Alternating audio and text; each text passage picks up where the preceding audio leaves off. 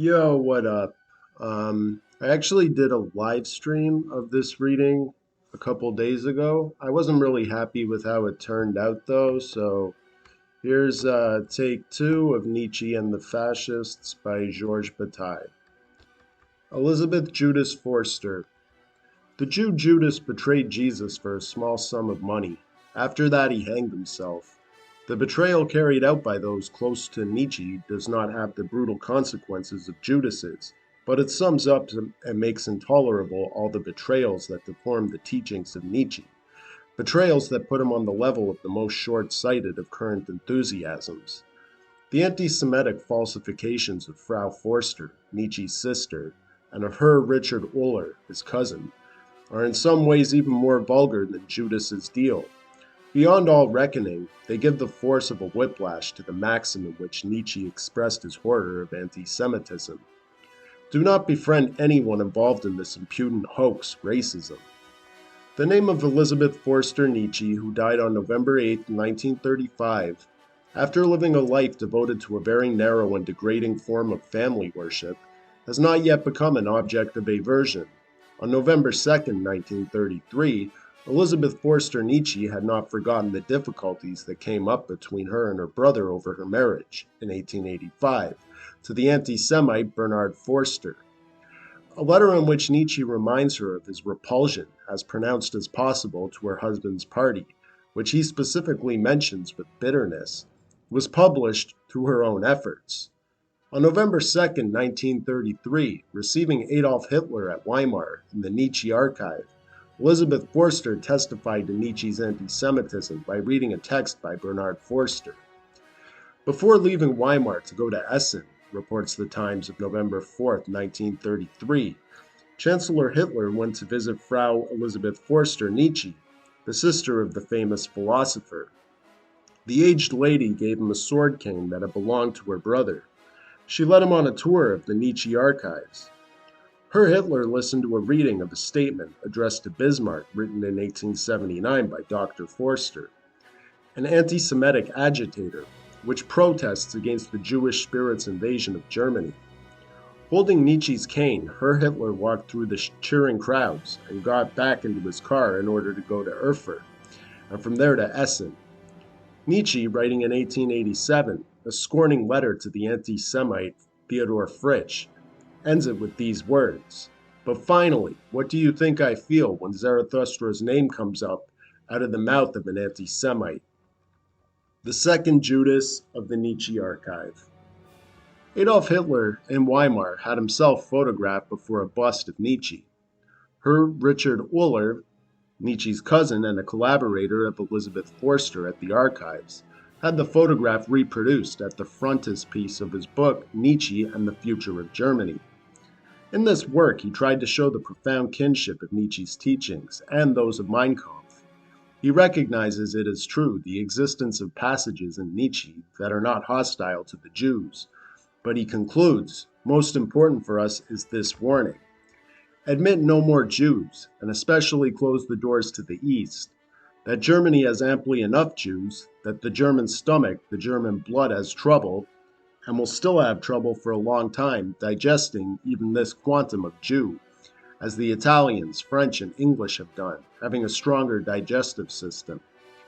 That is the clear testimony and language of a general instinct to which one must listen, in accordance with which one must act, admit no more Jews, and especially close the doors to the East, also to Austria, thus commands the instinct of a people whose type is still weak and indefinite, so it could easily be blurred or extinguished by a stronger race.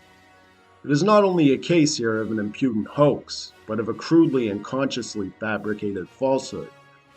This text appears, in fact, in Beyond Good and Evil, section 251. But the opinion it expresses is not that of Nietzsche, but that of the anti-Semites, taken up by Nietzsche in order to mock it. I have not met a German yet who was well disposed towards the Jews, and however unconditionally all the cautious and politically minded repudiated real anti-Semitism, even this caution and policy are not directed against the species of this feeling itself, but only against its dangerous immoderation. especially against the inspired and shameful expression of this immoderate feeling. About this, one should not deceive oneself. That Germany has amply enough Jews, etc. After this comes the passage attributed by the fascist forger to Nietzsche. A little further on a practical conclusion is, moreover, given to these considerations. It might be useful and fair to expel the anti-Semite screamers from the country. This time Nietzsche speaks in his own name. The aphorism as a whole favors the assimilation of the Jews by the Germans. Do not kill, reduced to slavery. Does my life make it likely that I could allow anyone at all to clip my wings? The tone Nietzsche used during his lifetime to answer obnoxious anti-Semites excludes the possibility of treating the question lightly, and of considering the Weimar Judas's treason to be venial. He appears there with clipped wings. Nietzsche's relatives have attempted nothing less base than the reduction of a degrading slavery of the one who intended to disprove servile morality. Is it possible that there is no gnashing of teeth in the world? And doesn't this absence become so obvious that in the ever-growing confusion it makes one silent and violent? How, when one is in a rage, could this not be blindingly clear? When all of humanity is rushing towards slavery, there exists something that must not be enslaved, that cannot be enslaved. Nietzsche's doctrine cannot be enslaved. It can only be followed. To place it behind or in service of anything else is a betrayal deserving the kind of contempt that wolves have for dogs. Does Nietzsche's life make it seem likely that he can have his wings clipped by anyone at all? Whether it be anti-Semitism, fascism, or socialism, there is only use. Nietzsche addressed free spirits, incapable of letting themselves be used. The Nietzschean left and right. The very movement of Nietzsche's thought implies a destruction of the different possible foundations of current political positions. Groups of the right base their action on an emotional attachment to the past. Groups of the left on rational principles. Now, attachment to the past and to rational principles, justice, social equality, are both rejected by Nietzsche. Thus, it would have to be impossible to use his teachings in any given orientation. But his teachings represent an incomparable seductive force, and consequently, quite simple, a force that politicians are tempted to enslave, or at the very least to agree with, in order to benefit their enterprises. The teachings of Nietzsche mobilized the will and the aggressive instincts. It was inevitable that existing activities would try to draw into the movement these now mobile and still unemployed wills and instincts. The absence of all possible adaptation to one or the other of these political orientations has had, under these conditions, only one result. Since Nietzschean exaltation can be solicited only because of a misunderstanding of its nature, it has been solicited in both directions at once. To a certain extent, a Nietzschean left and right have appeared, just as in the past a Hegelian left and right appeared. But Hegel located himself in the political sphere, and his dialectical conceptions explain the formation of the two opposed tendencies of his doctrine that developed after his death. It is a question in one case of logical and well thought out developments, in the other of irrationality, of frivolity, or of betrayal. On the whole, the demands put forward by Nietzsche, far from being understood, have been treated like everything else in the world, in which a servile attitude and use value alone appear admissible. On a global scale, the transvaluation of values, even if it has been the object of real attempts at understanding, has remained so generally unintelligible that the treasonous and platitudinous interpretations of which it has been the object very nearly pass unnoticed. Remarks for asses.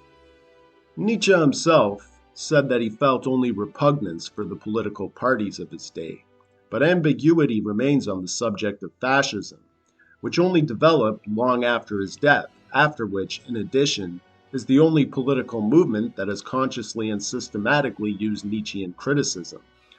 According to the Hungarian George Lukács, one of the few, it seems, among current Marxist theorists, to have a profound awareness of the essence of Marxism. But ever since he has had to take refuge in Moscow, he has been morally broken. He is now nothing more than a shadow of his former self. According to Lukács, The very clear difference between the ideological level of Nietzsche and that of his fascist successors cannot hide the fundamental historical fact that makes Nietzsche one of the principal ancestors of fascism. Literature Internationale 9, 1935, page 79. The analysis of which Lukács bases this conclusion is sometimes perhaps refined and clever, but it is only an analysis that dispenses with a consideration of the whole. In other words, of what alone is existence. Fascism and Nietzscheanism are mutually exclusive, and are even violently mutually exclusive, as soon as each of them is considered in its totality. On one side, life is tied down and stabilized in an endless servitude. On the other, there is only a circulation of free air, but the wind of a tempest. On one side, the charm of human culture is broken in order to make room for vulgar force. On the other, force and violence are tragically dedicated to this charm. How can one not see the abyss that separates a Cesare Borgia, a Malatesta from a Mussolini? The former were insolent scorners of tradition and of all morality, making use of bloody and complex events to benefit a greed for life that exceeded them. The latter has been slowly enslaved by everything he was able to set in motion, only by paralyzing little by little his earliest impulses. Already in Nietzsche's eyes, Napoleon appeared corrupted by the means he had to employ. Napoleon lost noblesse of character. An infinitely more burdensome constraint no doubt weighs on modern dictators, reduced to finding their force by identifying themselves with all the impulses that Nietzsche scorned in the masses, in particular, mendacious racial self-admiration and racial indecency. There is a corrosive derision in imagining a possible agreement between Nietzschean demands and a political organization which impoverishes existence at its summit, which imprisons, exiles, or kills everything that could constitute an aristocracy of free spirits. As if it were not blindingly obvious that when Nietzsche demands a love corresponding to the sacrifice of life, it is for the faith that he communicates, for the values that his own existence makes real, and obviously not for a fatherland. Remarks for asses, wrote Nietzsche himself, already fearing a confusion of the same type, and one just as wretched. The Nietzschean Mussolini. Insofar as fascism values a philosophical source, it is attached to Hegel and not to Nietzsche. One should read the article in the Encyclopedia Italiana that Mussolini himself devoted to the movement he created. The vocabulary, and even more than the vocabulary, the spirit, are Hegelian and not Nietzschean. Mussolini twice is able to use the expression will to power, but it is no coincidence that this will is only an attribute of the idea that unifies the crowd. The Red Agitator underwent the influence of Nietzsche. The unitarist dictator has remained aloof. The regime itself has spoken on the question. In an article in Fascismo, July 1933, Simino denies any ideological affiliation linking Nietzsche and Mussolini. Only the will to power would connect their doctrines, but Mussolini's will to power is not selfish. It is preached to all Italians, whom Il Duce wants to make supermen.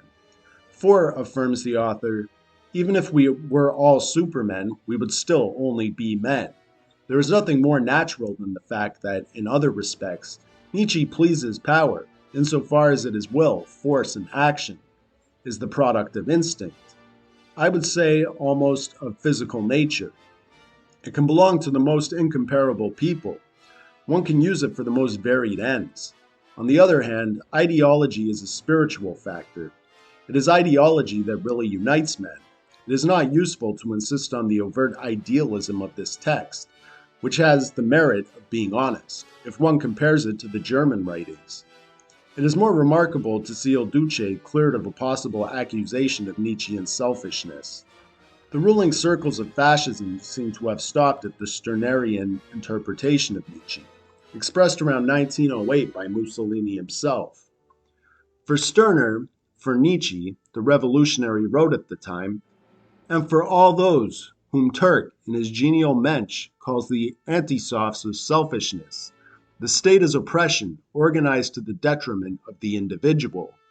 But nevertheless, even for animals of prey, there exists a principle of solidarity, the instinct of sociability, according to Darwin, is inherent in man's very nature. It is impossible to imagine a human being living outside the infinite chain of his fellow man. Nietzsche felt profoundly the fatality of this law of universal solidarity. The Nietzschean Superman tries to escape the contradiction. He lets loose his will to power and directs it against the mob outside, and the tragic grandeur of his labors furnishes the poet, for yet a little while, with a subject worthy of being sung. One can see then why Mussolini, stressing the non-Italian influence that helped form early fascism, speaks of Sorel, Bataille, and Legarda, and not of Nietzsche. Official fascism has been able to use invigorating Nietzschean maxims, displaying them on walls. Its brutal simplifications must nevertheless be sheltered from the too free, too complex, and too rending Nietzschean world. This prudence seems to be based, it is true, on an outmoded interpretation of Nietzsche's attitude. But this interpretation has been carried out, and it has been because the movement of Nietzsche's thought constitutes, without any hope of appeal, a labyrinth. In other words, the very opposite of the directives that current political systems demand from the sources of inspiration. Alfred Rosenberg. Nevertheless, the Hitlerian affirmation is opposed to the prudence of Italian fascism. It is true that Nietzsche, in the racist pantheon, does not occupy an official place. Chamberlain, Paul de Lagarde, or Wagner are more solidly satisfying to the profound admiration of oneself practiced by the Germany of the Third Reich. But whatever the dangers of this operation, this new Germany had to recognize Nietzsche and use him. He represented too many mobile instincts, available for virtually any violent action, and the falsification was still too easy.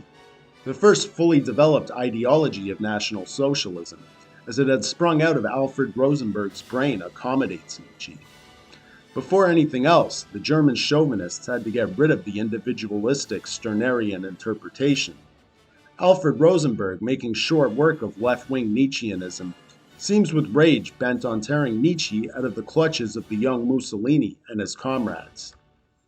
Friedrich Nietzsche, he says in his Myths of the 20th Century, represents the desperate cry of millions of oppressed people.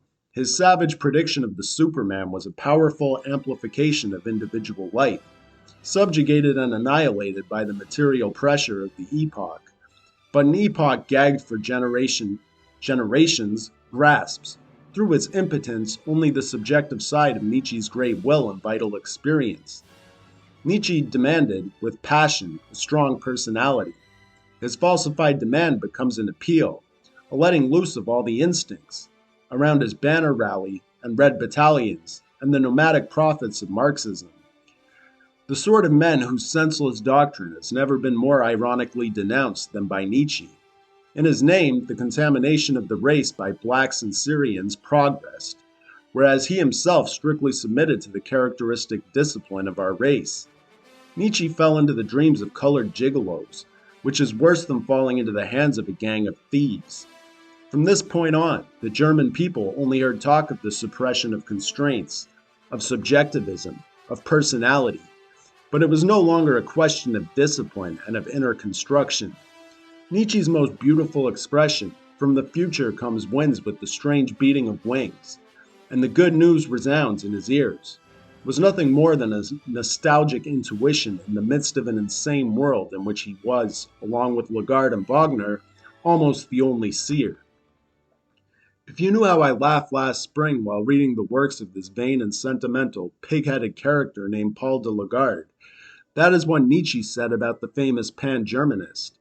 Nietzsche's laugh could obviously be carried over from Lagarde to Rosenberg, the laughter of a man equally nauseated by the social democrats and by the racists. The attitude of a Rosenberg must not, moreover, be simply seen as a vulgar Nietzscheanism, as is sometimes supposed, for example, by Edmund Vermeil. The disciple is not only vulgar but prudent. The very fact that a Rosenberg speaks of Nietzsche suffices to clip his wings, but it seems to a man of his type that the wings are never clipped back far enough. According to Rosenberg, everything that is not Nordic must be rigorously pruned, but only the gods of the heavens are Nordic. Whereas the Greek gods, he writes, were the heroes of light and of the heavens, The gods of the non-Aryan Asia Minor assumed all the characteristics of the earth. Dionysus, at least his non-Aryan side, is the god of ecstasy, of luxury, of the unfettered bacchanal. For 2 centuries, the interpretation of Greece has continued, from Winckelmann through the German classics to Voss. There was an insistence on light, the gaze turned to the world, the intelligible. The other, romantic current was fed by the secondary movements, indicated at the end of the Iliad by the feast of the dead, or in Aeschylus by the actions of the Erinyes. It was fortified by the Chthonian gods, established against the Olympian Zeus. Speaking of death and its enigmas, it venerated the mother goddesses, the first among them Demeter, and it finally blossomed in the god of the dead, Dionysus. It is in this sense that Weicker, Rode, and Nietzsche made the Earth Mother a creator of life, who herself, uniformed, perpetually returns through the death in her womb. High German Romanticism shuddered with adoration, and as always, darker veils were placed before the sky god's radiant face. It plunged ever more deeply into the instinctive, the unformed, the demonical, the sexual, the ecstatic, the Chthonian, into the cult of the mother. There is good reason to recall here, first of all, that Rosenberg is not the official philosopher of the Third Reich, and that his anti-Christian stance has not been ratified. But when he expresses repulsion for the gods of the earth and for the romantic tendencies that do not have as their immediate goal a constitution of force, he expresses beyond the shadow of a doubt the repulsion of National Socialism itself. National Socialism is less romantic and more Morossian. That is sometimes imagined. And one must not forget that Rosenberg is its ideological expression closest to Nietzsche. The jurist Carl Schmitt, who incarnates it just as much as Rosenberg, is very close to Charles Maurras, and with a Catholic background, has always been alien to the influence of Nietzsche. A hygienic and pedagogical religion. German neo-paganism. It is German neo-paganism that has introduced the legend of a poetic National Socialism. It is only insofar as racism leads to this eccentric religious form that it expresses a certain vitalist and anti-Christian current of German thought. It is a fact that a somewhat chaotic but organized belief freely represents today in Germany the mystical current that first started during the period of High Romanticism, and it is expressed in writings such as those of Bachofen, Nietzsche, and more recently Claudius. Such a current has never had the slightest unity, but it is characterized by the vaulting of life over reason, and by the opposition of primitive religious forms to Christianity. Within National Socialism, Rosenberg today represents its most moderate tendency. Much more adventurous theoreticians, Hauer, Bergman, following Count Reventlow, have set themselves the task of establishing a cultural organization analogous to a church. This endeavor is not new in Germany, where a community of the German faith existed in 1908, and where General Ludendorff himself wanted to become, after 1923, the head of the German church. After Hitler took power, the various existing organizations recognized in a Congress the community of their goals, and were unified in order to form the movement of the German faith. But it is true that the proselytes of the new religion do not confine romantic exaltation within Rosenberg's narrow and totally military limits. They are no less in agreement on the point that, once anti-Christianity is proclaimed and life is divinized, the only religion will be race, in other words, Germany. The former Protestant missionary Howard screams, "There is only one virtue, to be German," and the extravagant Bergman, enamored by psychoanalysis and of the hygienic religion, affirms that if Jesus of Nazareth, doctor and benefactor of the people, came back today, he would come down from the cross on which a deceptive knowledge has kept him nailed. He would live again as the doctor of the people, as the authority on racial hygiene. National Socialism only escapes traditional and pietistic narrowness in order better to assure its mental poverty. The fact that adepts of the new faith have ceremonies in the course of which passages from Zarathustra are read definitively situates this comedy far from Nietzschean rigor. Indeed, it is nothing more than the commonest phraseology of buffoons, who assert themselves everywhere amid general weariness. It is finally necessary to add that the leaders of the Reich do not appear less and less inclined, to support this unusual movement. The account of the role played in Hitler's Germany by a free anti-Christian enthusiasm, which gives itself a Nietzschean appearance, thus ends on a note of shame. More professorial. There remains perhaps the most serious, the well-thought-out endeavor of Herr Alfred Baumler, who uses real knowledge and a certain theoretical rigor to construct a political Nietzscheanism. Baumler's little book, Nietzsche, the Philosopher and Politician, published by Reclaim and widely disseminated, draws out of the labyrinth of Nietzschean contradictions the doctrine of a people united by a common will to power. Such a labor is in fact possible, and it was inevitable that someone would do it. It sets forth, on the whole, a precise, new, and remarkably artificial and logical figure. Imagine Nietzsche asking himself just once, to what can my experiences and my perceptions be of use? That is in fact what Herr Baumler has not failed to ask in Nietzsche's place, and as it is impossible to be of use to that which does not exist, Herr Baumler necessarily invokes the existence that has thrust itself on him. That should have thrust itself on Nietzsche, that of the commodity to which both of them were destined by birth.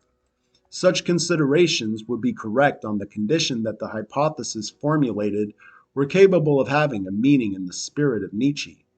Another supposition remains possible. Nietzsche could not see his experiences and perceptions as useful. Instead, he saw them as an end, just as Hegel expected the Prussian state to realize spirit. Nietzsche could not have been able, after vituperating it, to wait obscurely for Germany to give a body and a real voice to Zarathustra. But it seems that the intellect of Herr Baumler, more exacting than that of a Bergman or of an Oehler, eliminates overly comical representations. He has thought it expedient to neglect those things that Nietzsche incontestably experienced as an end and not as a means, and he has neglected them overtly through positive remarks.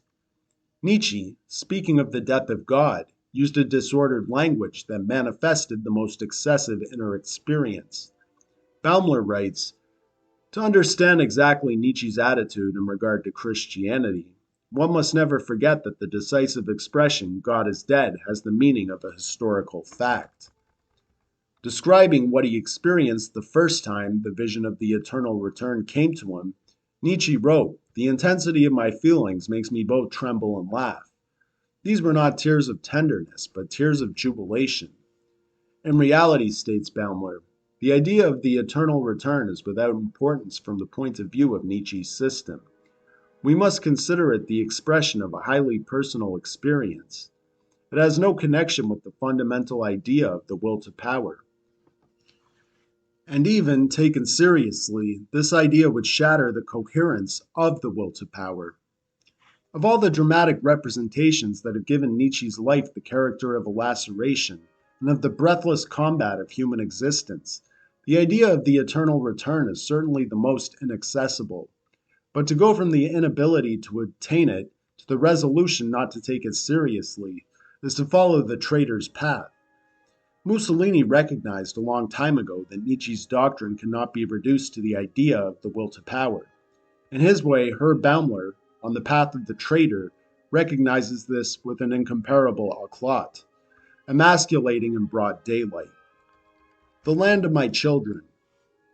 The pressing into service of Nietzsche requires, first of all, that all of his pathos-laden experience be opposed by the system, and give way to the system, but its requirements go much further than this.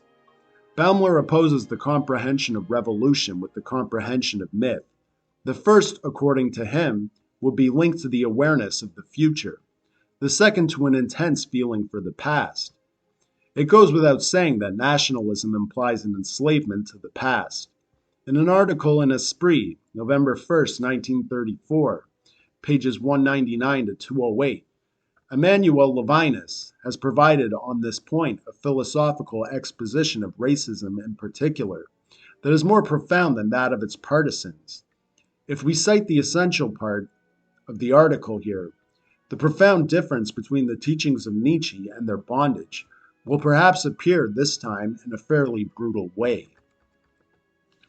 The importance, writes Levinas, accorded to this feeling for the body with which the Western spirit has never been content is at the basis of a new biological conception of man. The biological, with all the fatality that it implies, becomes more than an object of spiritual life. It becomes its heart. The mysterious urgings of the blood, the call of heredity, and of the past for which the body serves as an enigmatic vehicle, lose their status as problems submitted for solution to a self that is free in a sovereign way. The self brings to their resolution only the very unknowns of this problem. It is constituted by them. Man's essence is no longer in liberty, but in a kind of bondage. From that point on, any social structure that announces a liberation in regard to the body and that does not tie it down becomes subject as a denial or a betrayal. An inbred society immediately follows from this solidification of the spirit. Any rational assimilation or mystical communion between minds that is not based on a blood community is suspect. Nevertheless, the new type of truth cannot be capable of renouncing the formal nature of truth and of ceasing to be universal. The truth can very well be my truth in the strangest sense of this possessive. It must still tend towards the creation of a new world. Zarathustra is not content with his own transfiguration. He comes down from his mountain and carries a gospel. How can universality be compatible with racism? There will be a fundamental modification of the very idea of universality. It must give way to the idea of expansion, for the expansion of a force presents a structure completely different from that of the propagation of an idea. Nietzsche's will to power, which modern Germany has rediscovered and glorified, is not only a new ideal, it is an ideal that brings at the same time its own form of universalization, war and conquest. Levinas, who introduces without attempting to justify it the identification of the Nietzschean attitude with the racist attitude, in fact limits himself to providing, without having attempted it, a striking demonstration of their incompatibility and even of their nature as opposites. The blood community and the enslavement to the past are in their connection as distant as possible from the outlook of a man who demanded with great pride to be known as the stateless one. And the understanding of Nietzsche must be seen as close to those who do not completely take into account the profound paradox of another name that he claimed with no less pride, that of the child of the future. The understanding of myth, linked by Baumler to an intense feeling for the past, is countered by the Nietzschean myth of the future. The future, the marvelous unknown of the future, is the only object of the Nietzschean celebration. Humanity, in the thought of Nietzsche, still has much more time before it than behind it. How, in a general way, could the ideal be found in the past? It is only the aggressive and gratuitous gift of oneself to the future, in opposition to reactionary avarice bound to the past, that enables the figure of Zarathustra, who demanded to be disowned, to present such a strong image of Nietzsche. The stateless ones, those who live today, those who have unchained themselves from the past, how can they relax and see chained to this patriotic misery the one who among them, through his hatred of this misery, devoted himself to the land of his children? Zarathustra, when the gaze of others was fixed on the land of their fathers, on their fatherland, Zarathustra saw the land of his children. Against the world covered with the past, covered with fatherlands like a man is covered with wounds, there is no greater, more paradoxical, more passionate expression. We who are homeless. There is something tragic in the simple fact that Levinas's error is possible, for it is no doubt a question in this case of an error, not of a prejudice. The contradictions that are killing men suddenly appear strangely insoluble. For if opposed parties, adopting opposed solutions, have in appearance resolved these contradictions, it is only through gross simplifications, and these apparent solutions only distance the possibility of escaping death. Those freed from the past are chained to reason. Those who do not enslave reason are the slaves of the past. In order to constitute itself, the game of politics demands such false positions, and it seems impossible to change them. Transgressing with one's life the laws of reason, answering even against reason the demands of life, is in practice, in politics, to give oneself bound hand and foot to the past. Nevertheless, life demands to be freed no less from the past than from a system of rational and administrative measurements. The passionate and tumultuous movement that forms life, that responds to its demands for the strange, the new, the lost, sometimes appears to be carried along by political action, but that is only a matter of brief illusion. Life's movement can only be merged with the limited movements of political formations and clearly defined conditions. In other conditions, it goes far beyond them, precisely into the region to which Nietzsche's attention was drawn, far beyond where the simplifications adopted for a little while, and for a limited goal lose their meaning. Existence and the universe that carries it again appear to be a labyrinth. Toward this labyrinth, which alone encompasses the numerous possibilities of life, and not toward immediate banalities. Alone, in the world as it now exists, it even seems to escape the pressing worries that make us refuse to open our eyes wide enough. Those who already see the void in the solutions proposed by parties, who even see nothing more in the hope aroused by these parties than an occasion for wars lacking any fragrance but that of death, seek a fate that corresponds to the convulsions they undergo, the possibility of man's finding not a flag in the senseless butchery before which this flag advances, but everything in the universe that can be an object of laughter, of ecstasy, or of sacrifice. Our ancestors, wrote Nietzsche, were Christians who in their Christianity were uncompromisingly upright. For their faith, they willingly sacrificed possessions and position, blood and fatherland. We do the same. For what? For our unbelief, for every kind of unbelief. No, you know better than that, friends. The hidden yes in you is stronger than all the no's and maybes that afflict you, and your age like a disease. And when you have to embark on the sea, you emigrants, you too are compelled to this by a faith. Nietzsche's teachings elaborate the faith of the sect or the order, whose dominating will creates free human destiny, tearing it away from the rational enslavement of production, as well as from the irrational enslavement to the past. The revalued values must not be reduced to use value. This is a principle of such burning vital importance that it arouses all that life provides of a stormy will to conquer. Outside of this well-defined resolution, these teachings can only give rise to the inconsequential things or to the betrayals of those who pretend to take them into account. Enslavement tends to spread throughout human existence, and it is the destiny of this free existence that is at stake.